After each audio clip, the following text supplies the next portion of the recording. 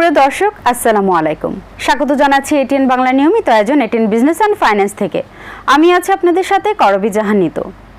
আজকে আমরা কথা বলবো সুস্বাস্থ্য রক্ষায় মশক নিধনে ঢাকা সিটি কর্পোরেশনের করণীয় কি, এই বিষয়ে বিস্তারিত আজকে আলোচনা করব, যার জন্য আমরা আমাদের এটিএন বাংলা স্টুডিওতে একজন বিশেষ অতিথিকে আমন্ত্রণ জানিয়েছি। আমি আপনাদের সাথে তাকে পরিচয় করে দিচ্ছি। আমাদের সাথে আজকে স্টুডিওতে উপস্থিত আছেন মোহাম্মদ এজাজ, প্রশাসক, ঢাকা উত্তর সিটি কর্পোরেশন। আপনাকে অনেক অনেক স্বাগত জানাচ্ছি আমাদের স্টুডিওতে। আপনাকে ধন্যবাদ। যেহেতু আজকে আমরা মশক নিধনের এই বিষয় নিয়ে কথা বলবো, চলুন দর্শক আমরা একটি ছোট্ট প্রতিবেদন দেখে আসি। নাগরিক জীবনে এক পশলা বৃষ্টি প্রশান্তির আবেশ, তবে বৃষ্টির শেষে কড়া রোদ সৃষ্টি করে আতঙ্ক। কারণ বর্ষা মৌসুমে এমন পরিবেশ এডিস মশার বংশবিস্তারে সবচেয়ে উৎকৃষ্ট সময়। স্বাস্থ্য অধিদপ্তরের পরিসংখ্যান বলছে, এ পর্যন্ত বরিশাল, ঢাকা ও ঢাকার 2 সিটি কর্পোরেশন, চট্টগ্রাম, খুলনা, ময়মনসিংহ এবং রাজশাহী অঞ্চলে সবচেয়ে বেশি ডেঙ্গু রোগী শনাক্ত হয়েছে। মৃত্যু হয়েছে 42 জনের, আক্রান্ত 10,000-এরও বেশি। বিশেষজ্ঞদের শঙ্কা, সামনে পরিস্থিতি আরও ভয়াবহ হতে যাচ্ছে।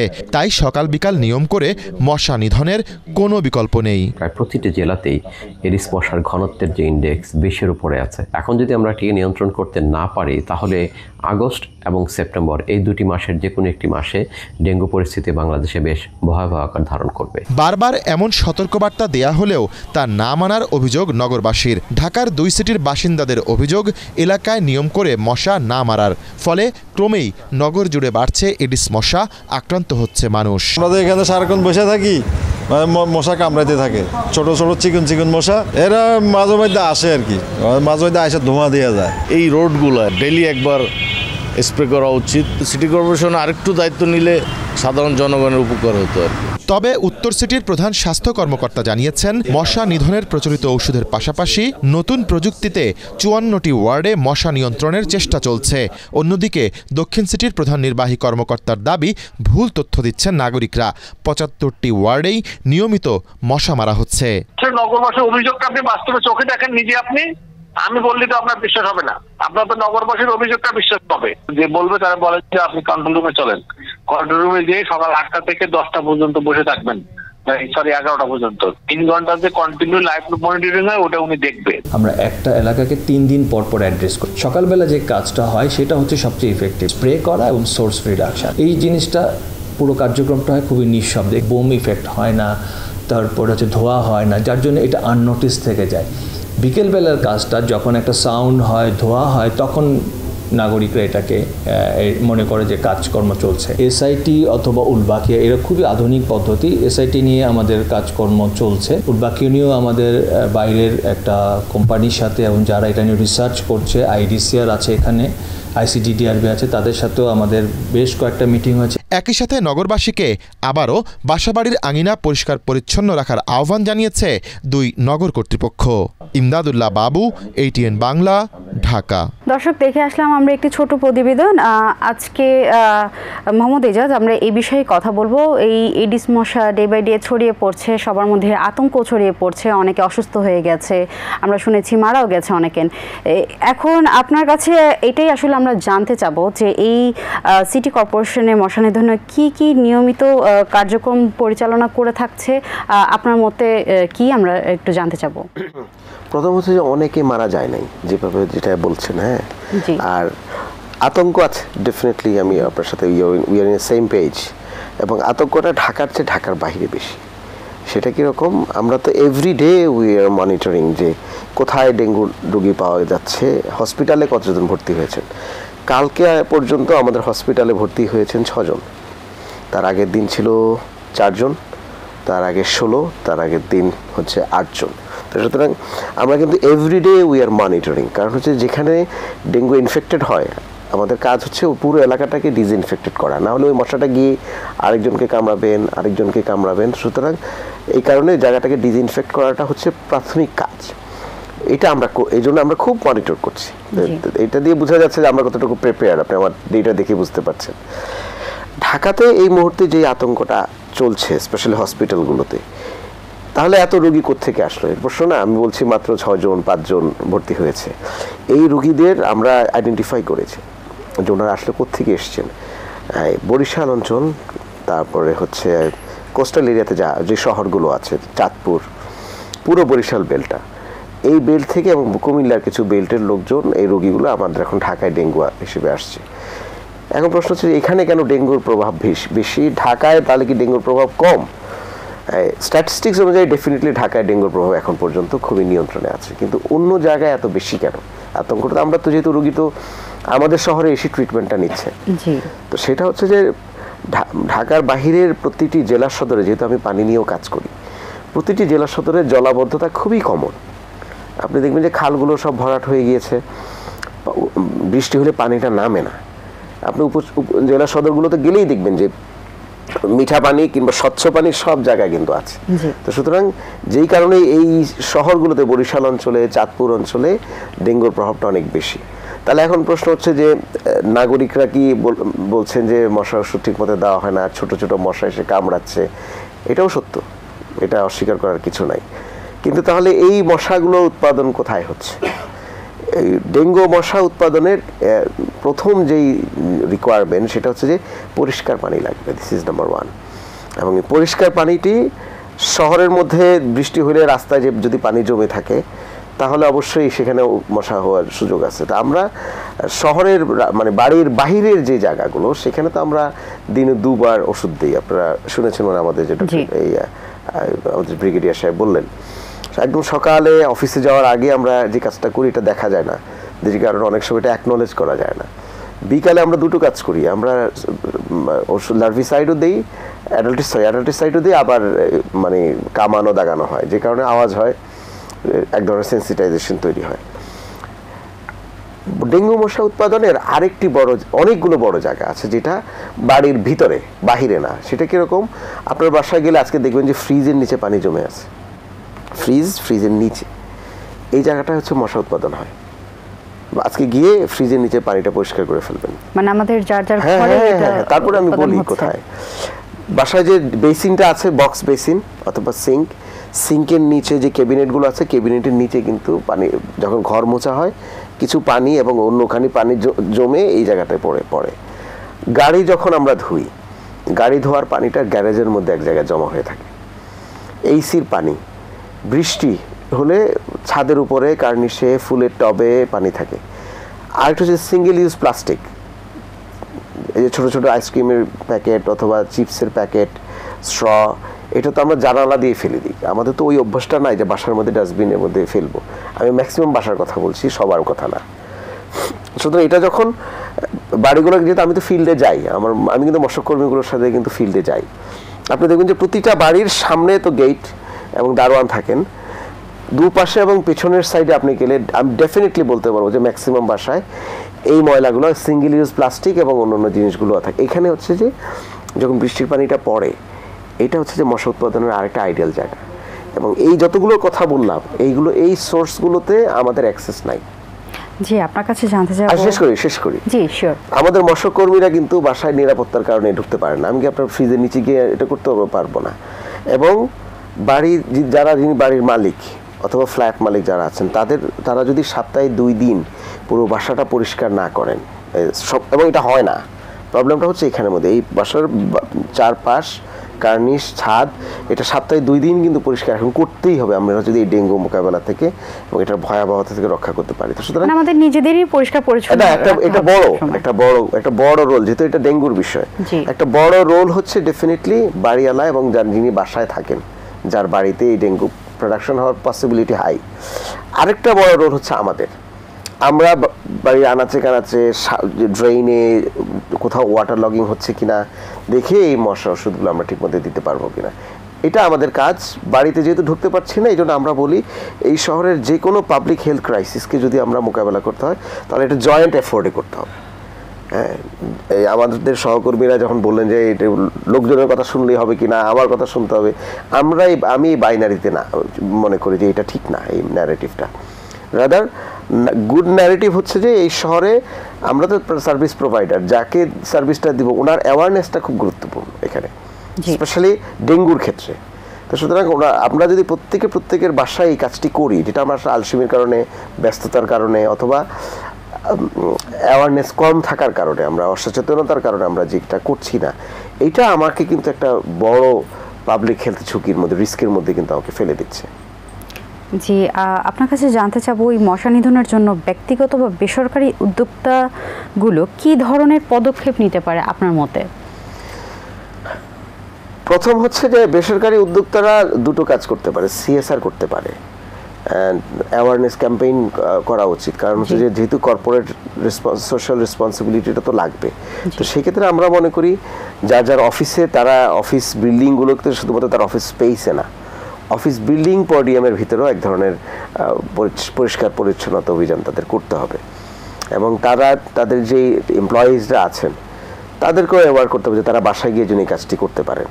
আর প্রাইভেট সেক্টর যারা মশার ওষুধ দিয়ে ব্যবসা করেন, ডেফিনেটলি আমরা তো চাই না মানুষ, আমরা নিজেরা এত টাকা খরচ করে মশার ওষুধ দিচ্ছি, আমরা তো চাই না মশার ওষুধের ব্যবসা ফ্লারিশ করুক। আমাদের ব্যর্থতা হলে মশার ওষুধের ব্যবসা ফ্লারিশ হবে। তো সুতরাং মশার ওষুধের ব্যবসা যদি ফ্লারিশ না হয়, ওই কাজটাই তো আমাদের কাজ, কারণ মানুষ তো আমাদেরকে ট্যাক্স পে করছে, আমরা তো রেভিনিউ থেকে, আমাদের ইনকাম থেকে আমরা পাবলিক হেলথের জন্য এই টাকাটা খরচ করছি, এটা তো মানুষেরই খরচ। তো সুতরাং একদিকে আমরা সিটি কর্পোরেশন খরচ করব, আবার আমরা যদি ব্যর্থ হই তখন উনি অ্যারোসল কিনবেন, অন্য ফগার মেশিন কিনবেন, অথবা কয়েল কিনবেন, এটা তো আমরা, সুতরাং তার তো ডাবল কাউন্টিং হবে কস্টিংয়ের ক্ষেত্রে। তো সুতরাং আমরা যদি নিজেরা সার্ভিস ঠিক মতো দিতে পারি, তাহলে আমরা মনে করব যে জনগণের খরচটাও আমরা কমিয়ে দিতে পারবো পাবলিক হেলথের ক্ষেত্রে। জি, সিটি কর্পোরেশন কিভাবে জনসচেতনতা বৃদ্ধিতে কাজ করে? আমরা এখন এই মুহূর্তে 3-4টি কাজ করছি। আমরা মাইকিং করছি প্রতিটি ওয়ার্ডে ওয়ার্ডে, জোনে জোনে। আমাদের ভলেন্টিয়ার্স আছে, তারা বিভিন্ন জায়গায় পরিচ্ছন্নতা কর্মক্রম করছে। ব্র্যাকের সাথে আমরা একটা সোর্স রিডাকশন করছি, এটা গুরুত্বপূর্ণ। সেটা হচ্ছে কীরকম, জেনারেল স্টাইলটা কি, যেটা আপনি এখানে দেখবেন যে মশা তৈরি হচ্ছে প্রতিদিন, যে ময়লাগুলো সোর্সগুলো তো রয়ে যাচ্ছে, চিপসের বোতল, আইসক্রিমের প্যাকেট, কিংবা চিপসের packet, straw, open source reduction রয়ে যাচ্ছে না? আপনি রাস্তায় হাঁটলেও দেখবেন যে ময়লাগুলো আছে। তো আমি যদি প্রতিদিন সেখানে গিয়ে খালি মশার ওষুধ ছিটিয়ে মশাকে মারার চেষ্টা করি, কিন্তু এই সোর্সটা না সরাই, আমার উচিত কি প্রথমেই এই ময়লাটা সরিয়ে ফেলা, ক্লিনিংটা প্রপার করার জন্য। তো এই জন্য আমরা এটাকে বলি যে source reduction through cleaning activity. তো কোথায় সোর্স বেশি সেটা আমরা ব্র্যাকের সাথে আমরা একটা ক্র্যাশ প্রোগ্রাম শুরু করেছি এই মুহূর্তে। আমরা গিয়ে আমরা জায়গা আইডেন্টিফাই করছি, জিআইএস দিয়ে এটাকে আইডেন্টিফাই করছি, করে সরজমিনে গিয়ে আমাদের যে ওয়েস্টের যারা কর্মী আছেন তাদেরকে নিয়ে গিয়ে আমরা পুরো জায়গাটাকে ক্লিন করে ফেলতেছি। যেটা আমরা বলি যে বাসায় আপনি যেরকম ক্লিন করবেন, বাইরে গিয়েও আমরা এই কাজটি করতেছি, এবং কারো বাসা যদি বেশি দেখা যায় সেটাও আমরা ক্লিনিংয়ের ব্যবস্থা করছি। দ্বিতীয় হচ্ছে, আপনি দেখবেন যে এখন কনস্ট্রাকশন সাইট যে বাসাগুলো আছে সেখানে কিন্তু পানি জমে থাকে, দ্যাট ইজ ইম্পর্টেন্ট। এবং অনেক বাড়ি আছে, আপনি এখন ডেঙ্গুর যেই রিস্কটা হচ্ছে যে উত্তর খান, দক্ষিণ খান, উত্তরের কিছু অংশ, যেসব জায়গায় নতুন বাড়ি হচ্ছে, বৃষ্টি হইলে বেসমেন্টে পানি জমে থাকে। এবং কিছু বাসা আছে এখন কাজ করছে না, অ্যাবান্ডেন্ট হাউস, ওইসব জায়গায় কিন্তু পানিটা জমে আছে, একটা ওয়াটার লগিং আছে। তো এইসব জায়গায় পানিগুলোকে সরিয়ে দেওয়াটা হচ্ছে খুব গুরুত্বপূর্ণ। এই ফগিং ও লার্ভিসাইডিং আমরা যতটুকু শুনেছি এই ওয়ার্ডগুলোর সাথে আমরা খুব একটা পরিচিত না, আপনি যদি আমাদেরকে একটু বিস্তারিত বলতেন। একটা হচ্ছে যে সকালবেলা একদম আমরা যে ওষুধটি দিই, এটা হচ্ছে যে মশার যেই প্রথম বৃষ্টি হলেই, একটু রোদ পড়লেই এখানের মধ্যে ডেঙ্গুর যে লার্ভার তৈরি হয় অটোমেটিক্যালি, সেখানে গিয়ে মেডিসিন দিতে হবে, এটাকে আমরা যে লার্ভিসাইড করা। হ্যাঁ, তখন কি হয় যে ছোট মশা জন্মের আগেই যেন সে বৃদ্ধি করতে না পারে, বাঁচতে না পারে, সে ওষুধটা দেওয়া। আর সন্ধ্যায় আমরা অ্যাডাল্টিসাইড করি, কারণ সন্ধ্যায় তো অনেক অ্যাডাল্ট মশা বাসায় ঢুকে, তো সেই জন্য আমরা ফগিং দেই, অন্য ওষুধ আমরা দিয়ে আরও অনেক মিক্স মেথড আমরা ইউজ করছি, করে আমরা এই মশাগুলোকে মারার চেষ্টা করি। এখানে প্রবলেমটা হয় কোথায়, নিয়ম হচ্ছে যে ফগিং করার আগে যারা বাসা বাড়ি আছেন তার আগে জানালাটা বন্ধ করবেন। জানালাটা বন্ধ করলে, ফগিং করলে, কারণ ফগিং করলে তো মশা উপরে উঠবে, উঠে বাহিরে যেহেতু তার একটা বেঁচে থাকার পরিবেশটা থাকে না, তখন সে কি করে, খোলা জানালা পেলে বাসায় ঢুকে যায়। এই জন্য অনেকে বলেন যে ওষুধ দিলে তো আরো মশা বাড়ে। তো সুতরাং যখন ফগিং হবে তার আগেই জানালাগুলো বন্ধ করে রাখতে হবে, দরজা বন্ধ করে রাখতে হবে। তাহলে এখন হচ্ছে যে ওই বিষাক্ত জিনিসটা মশার জন্য যেরকম বিষাক্ত, যদিও আমরা এটা জানি পাবলিক হেলথের ক্ষতি করে না, তারপরে তো কিছুটা হলেও ক্ষতি করে। তো সুতরাং এই দুটো মেথডে আমরা কাজ করি। এছাড়াও আমরা আরও অনেকগুলো মিক্স মেথডে কাজ করি। আমরা কিছু মশা ট্র্যাপার চিন্তা করছি ইনস্টল করার জন্য, কিছু জায়গায় আমরা করেছি পাইলট আকারে, এখন আমরা একটু বড় আকারে করব। আরও আমাদের মনিটরিংয়ের ব্যবস্থা করছি আমরা এই সোর্স রিডাকশন যেটার কথা বলা হলো, যে যেখানে তৈরি হয় এই যে ছোটো ছোটো কাপ পিস, এই আইসক্রিমের প্যাকেট, এগুলো আমরা রিডাকশন করছি। এর সাথে আমাদের ডেডিকেটেড 4 জন ম্যাজিস্ট্রেটকে আমরা আসলে এখন ডিপ্লয় করেছি। ওনারা হচ্ছে আপনার এই পুরো এলাকা ভিত্তিতে যাচ্ছেন, যে বাসায় দেখতেছেন যে পানি জমে আছে, মশা আছে, সেখানে পানিশমেন্ট দিচ্ছেন, মোবাইল কোড করছেন। তো এই কাজগুলো আমরা সাথে সাথে করছি। এবং আমাদের নিজস্ব কিছু ক্যাম্পেইন আছে, অডিও ভিজুয়ালস আছে, এগুলো আমরা দিচ্ছি। তো সুতরাং আমরা একটা কম্প্রিহেন্সিভ ক্যাম্পেইন করছি। মজার বিষয় হচ্ছে যে আপনি আজকে এই বিষয়টাকে অ্যাকনোলেজ করলেন, this can be another campaign, যে মিডিয়ার সাথে এক ধরনের কোলাবোরেটিভ কিছু অ্যাক্টিভিটি আমরা করছি। আমরা মিডিয়াও যেন কিছু বলে, তারা আমরা এগুলো চাচ্ছি বলতে। যে আমরা প্রতিনিয়ত চেষ্টা করি সবাইকে সচেতন করার জন্য, নিজেরাও সচেতন থাকার জন্য। তো আপনার কাছে আরও কিছু জানতে চাবো যে নাগরিকদের অভিযোগ গ্রহণ ও তাৎক্ষণিক ব্যবস্থা নেওয়ার জন্য কি ধরনের হটলাইন বা অ্যাপস রয়েছে? আমাদের একটা অ্যাপস ছিল সবার ঢাকা। এটা আমি আসার আগে যে আওয়ামী লীগ আমলের সময় এটা ছিল, এটা সামহাও কাজ করে না। এটা করতে 4 কোটি টাকা লাগছে।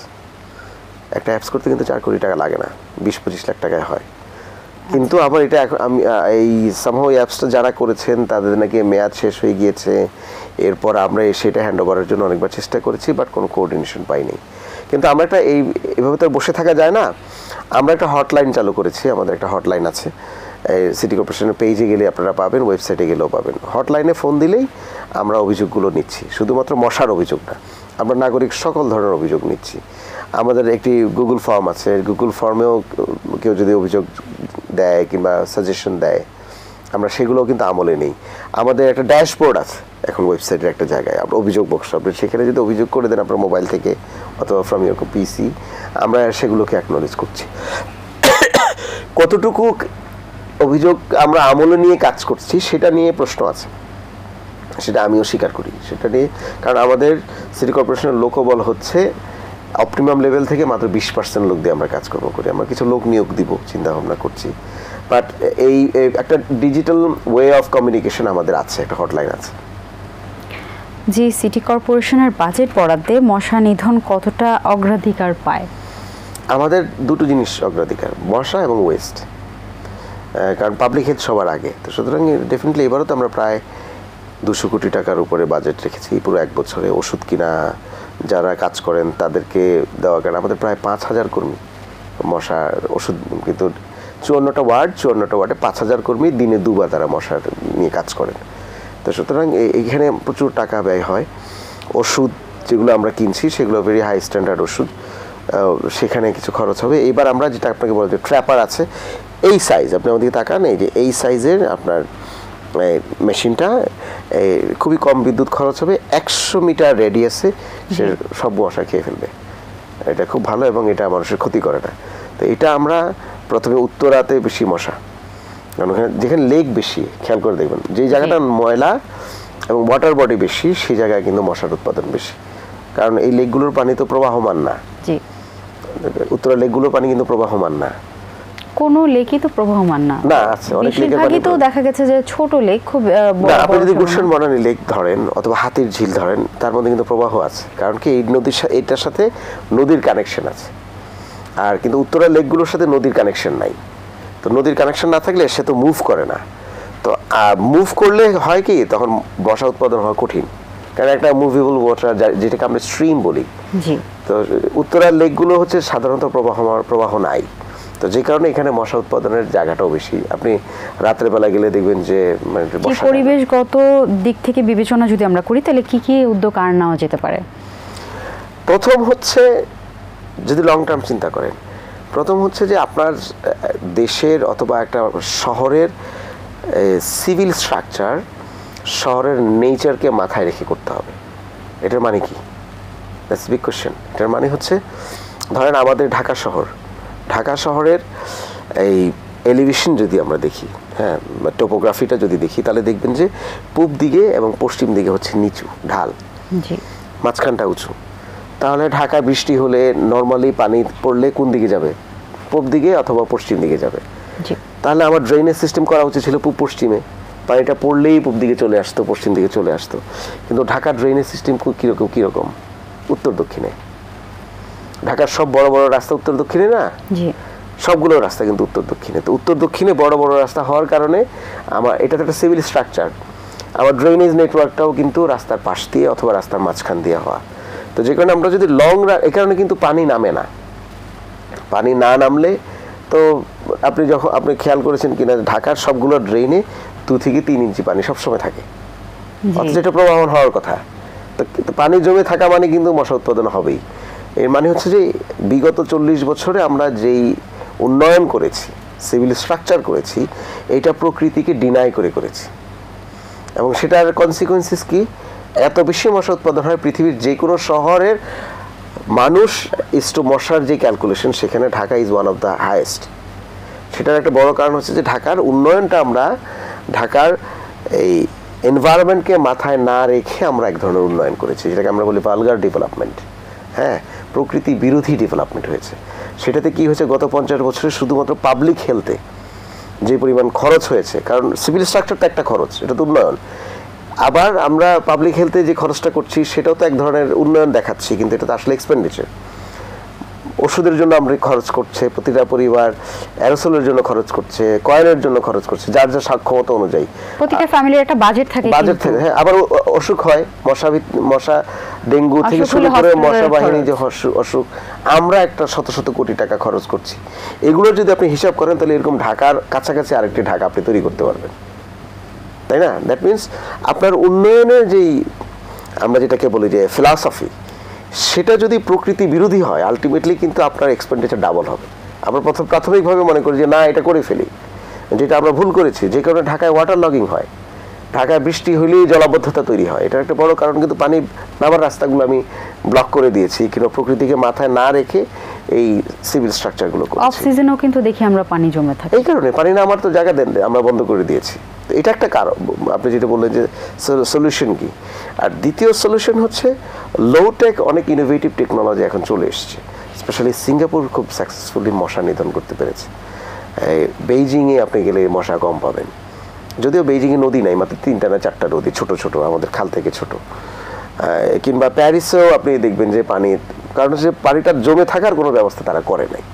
সুতরাং আমরা যদি এখনও, আমি গত 4 মাসে 122 কিলোমিটার খাল স্কেভেট করেছি দক্ষিণের সাথে মিলিয়ে, আমরা দুজন মিলে।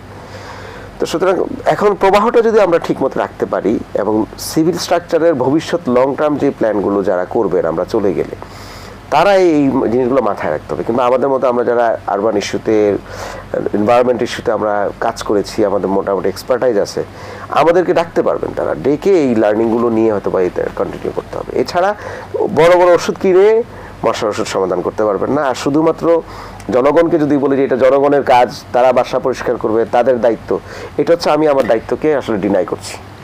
সুতরাং আমরা এই জন্য আমার ব্যক্তিগত অভিমত হচ্ছে এই মুহূর্তে তো কো-ক্রিয়েশন করতে হবে, মানে আমরা দুপক্ষ মিলেই এই মোকাবেলাটা করতে হবে। কিন্তু লম্বা সময়ের জন্য আমাকে এই নতুন সিভিল স্ট্রাকচার, নতুন উন্নয়ন যেটা করবেন ভবিষ্যতে যারা থাকবেন দায়িত্বে, তাদের রিথিঙ্ক করে করতে হবে, না হলে এটা সমাধান হবে না। জি, এই বিভিন্ন ওয়ার্ডে সমানভাবে সেবা পৌঁছে দেওয়ার নিশ্চয়তা কিভাবে দেওয়া হয়? একটা চ্যালেঞ্জ আমরা পাচ্ছি।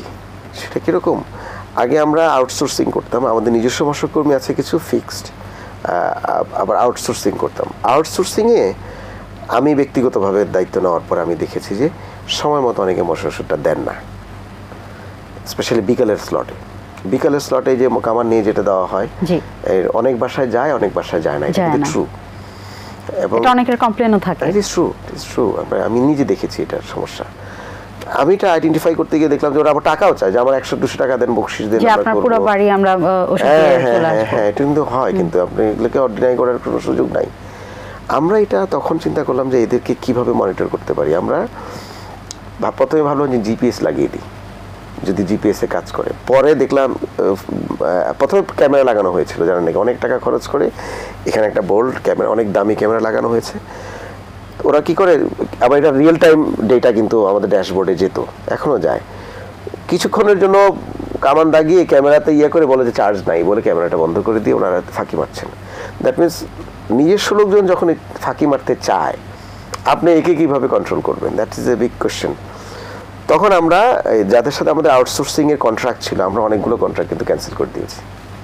ক্যান্সেল করে দিয়ে আমরা এখন বিএমটিএফকে সাথে একটা কন্ট্রাক্টে গিয়েছি, যেহেতু আর্মি ম্যানেজমেন্ট, আর্মির সহায়ক প্রতিষ্ঠান, আশা করছি তাদের এই ম্যানেজমেন্টগুলো বেটার হবে। এবং এটা একটা করেছি, আবার প্রতিটি ওয়ার্ড ভিত্তিক কোন কোন রোডের সুপারভাইজার যারা আছে, যে মস্কিটো সুপারভাইজার, ওদের নাম্বারগুলো কিন্তু আমরা এখন ওয়েবসাইটে দিয়ে দিয়েছি।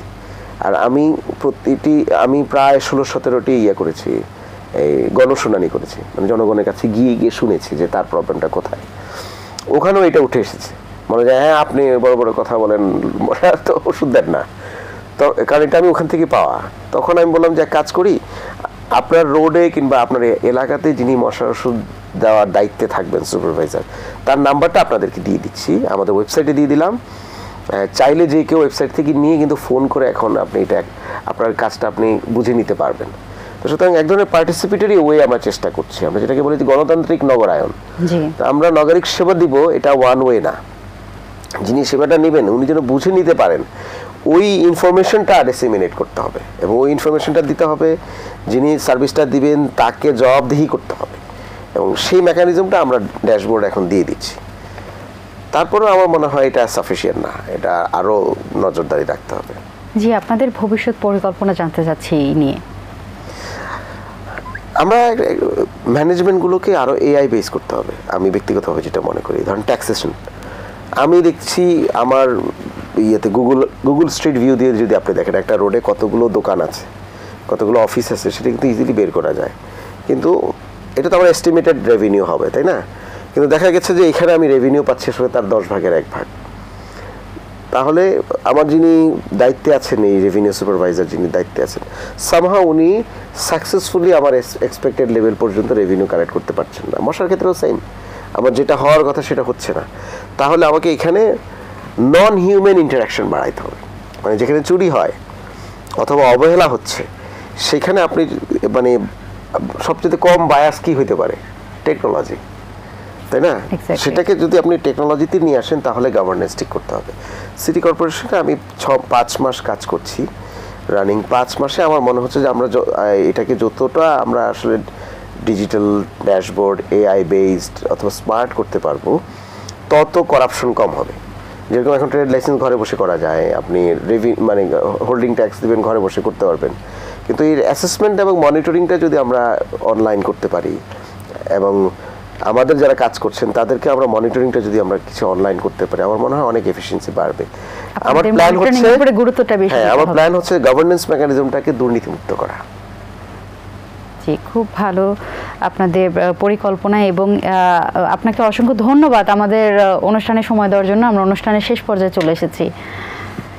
দর্শক, আমরা কথা বলছিলাম সুস্বাস্থ্যে মশক নিধনে ঢাকা সিটি কর্পোরেশনের করণীয়, এই নিয়ে আজকে আমরা যা ডিসকাশন করলাম, আশা করি এতে আপনারা উপকৃত হয়েছেন। আগামী পর্বে কোনো সমসাময়িক বিষয় নিয়ে আবার আপনাদের সামনে হাজির হব। ততদিন পর্যন্ত ভালো থাকুন, সুস্থ থাকুন এবং এটিএন বাংলার সাথেই থাকুন। ধন্যবাদ।